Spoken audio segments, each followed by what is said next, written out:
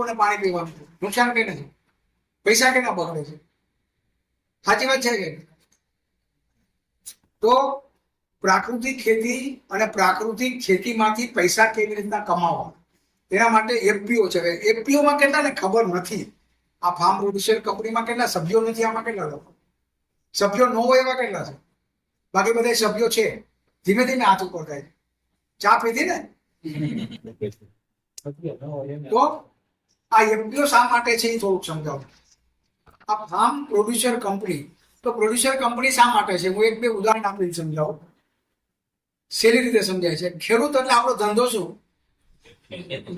ખેતી એટલે શું? આપણે કયા ધંધામાં કહેવાય? પ્રોડક્શનમાં. કયો ધંધામાં કહેવાય આપણે? હવે અલગ અલગ સેગમેન્ટ્સ હોય ને. આ રિક્ષા ચલાવી કયા ધંધામાં કહેવાય ખબર છે? ટ્રાન્સપોર્ટ ધંધામાં કહેવાય. ટ્રાન્સપોર્ટ, બરાબર ને?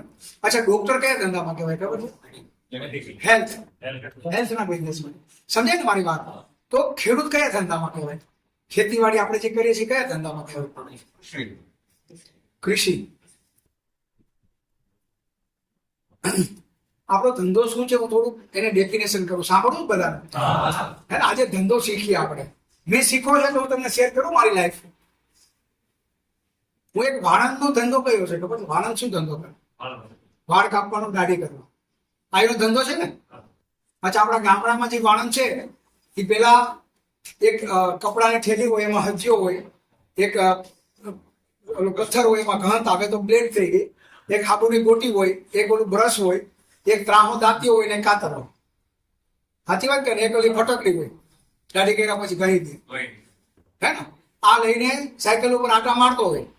હવે તો એને આપણે કેબિન બનાવી દીધી. આપણે કેબિનમાં જવું પડે. પેલા તો આપણી ઘરે આવીને હાથ હોતો આપણો. બરાબર છે કે નહીં?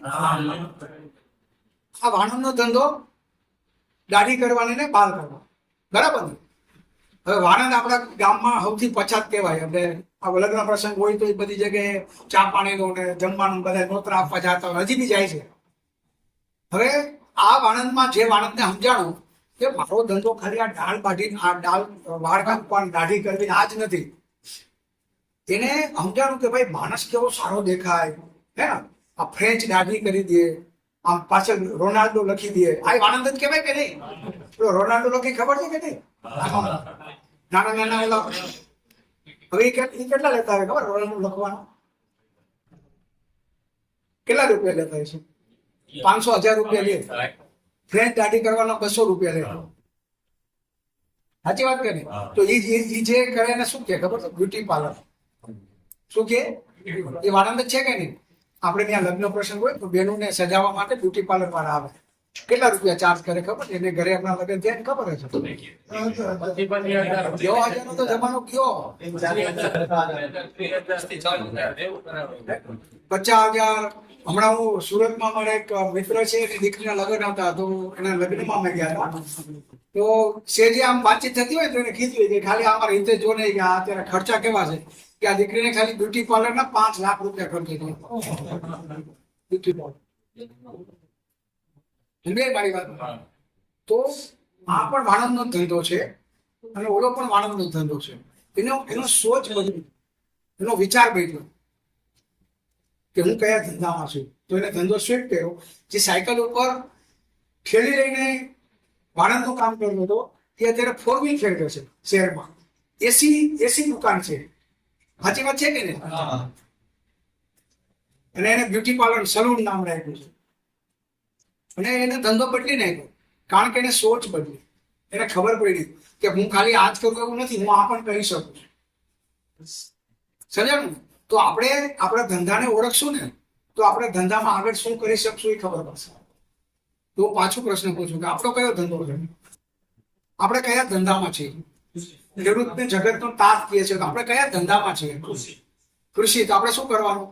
પ્રોડક્શન. પછી માર્કેટિંગ. શેનું માર્કેટિંગ કરવાનું? જે ભાવ હોય પોતાની એની બ્રાન્ડ બનાવવાની. કેવી રીતના બનાવશું? જે વસ્તુ પાકે એના સેમ્પલમાં કિલો 500 ગ્રામના પેકિંગ કરીને પોતે જાતે સેલિંગ કરવાનું. તો આને શું કહેવાય? આપણે વાણંદમાંથી બ્યુટી પાર્લર વાળા બન્યા. તો આપણે આપણો ધંધો કયો છે જો આપણને ખબર પડે ને તો આપણે શું કરી શકીએ એની ખબર પડે. જ્યાં સુધી ધંધાની ખબર ન પડે ને ત્યાં સુધી શું કરી શકીએ ને એ ભાવના જ ન આવે, એ વિચાર જ ન આવે, એ દ્રષ્ટિકોણ ન આવે અને વિઝન આગળનું ક્લિયર ન થાય.